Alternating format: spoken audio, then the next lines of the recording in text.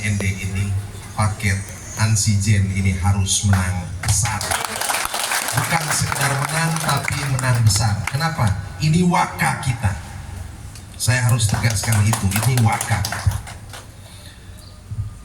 5 tahun belakangan ini saya adalah anggota DPR RI 2019-2024 dari Dapil NTT 2 Timor, Sumbar, Rote, Sabu. Saya mewakili 12 kabupaten kota. Dan 2024 kemarin saya diajukan kembali menjadi caleg untuk periode kedua. Dan syukur puji Tuhan, terima kasih kepada rakyat NTT, saya kemudian terpilih lagi menjadi anggota DPR RI periode kedua untuk periode 2024-2029. Sedia kala rencananya saya akan dilantik tanggal 1 Oktober. Itu berarti 24 hari ke depan harusnya saya dilantik di Senayan, Jakarta, menjadi anggota DPR RI lagi. Tetapi kemudian jalan hidup saya, langkah politik saya harus berubah total. Saya harus meletakkan jabatan yang sudah saya perjuangkan, yang sudah saya dapatkan dengan keringat, dengan peluh, dengan perjuangan. Ibarat sudah mendapatkan burung dalam genggaman, burung itu harus saya lepaskan.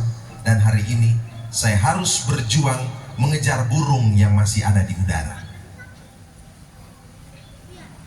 Mungkin banyak orang berpikir, kok berani sekali Ansi Lema? Kenapa tidak mengambil keputusan yang pasti-pasti saja? Toh sudah jadi DPR RI.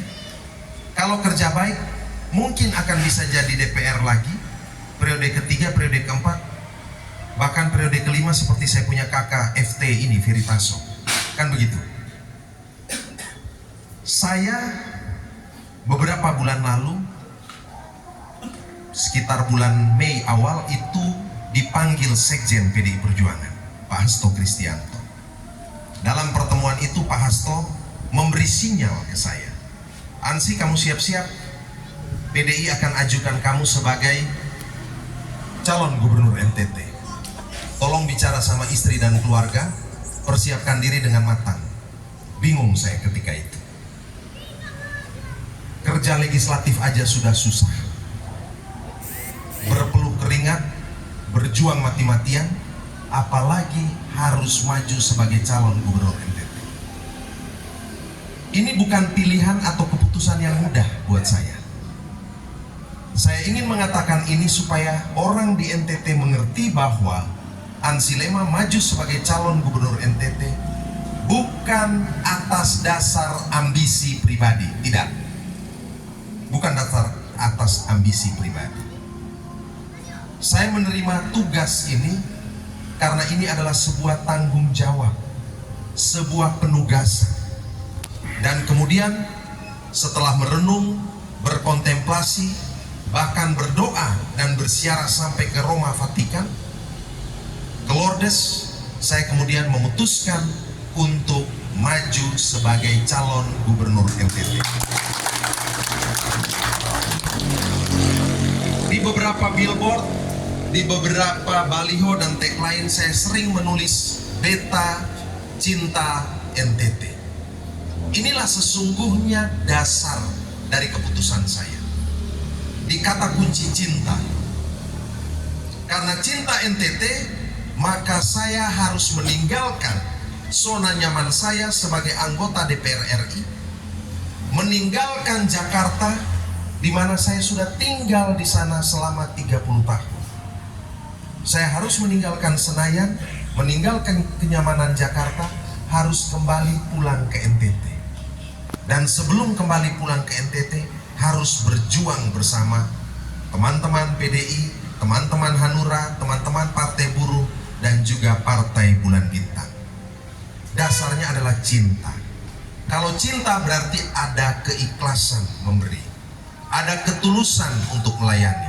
Jadi tema dari politik seorang Ansi Lema adalah memberi diri untuk rakyat NTT. Sedikit saya singgung singkat saja, ada dua sosok yang saya bertemu tentu bukan kebetulan menurut saya.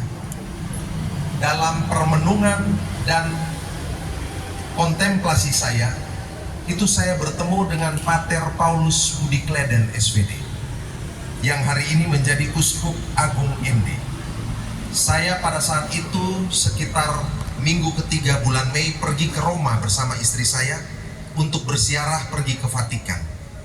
Sebagai seorang Katolik, saya ingin tanya ke Tuhan, Tuhan mau apa dalam hidup saya? Saya datang ke sana membawa 3 wujud. Terima kasih, 5 tahun saya kerja baik, berjalan baik dan lancar. Kedua, terima kasih saya terpilih lagi menjadi anggota DPR RI. Dan yang ketiga, tanya Tuhan maunya apa.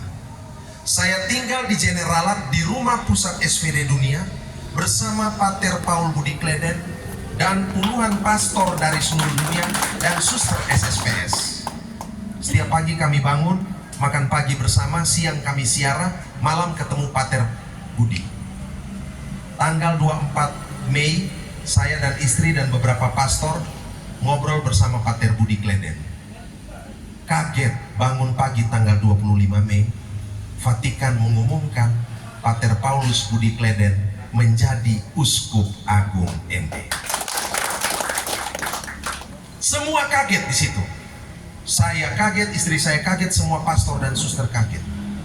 Jadi orang Indonesia pertama, orang NTT pertama, orang ND pertama yang memberikan ucapan selamat, bahkan mendapatkan berkat langsung dari Monsinyur Paulus Budi Kleden, itu adalah Ansi-Lema dan istrinya. Kami adalah orang pertama yang melakukan audiensi.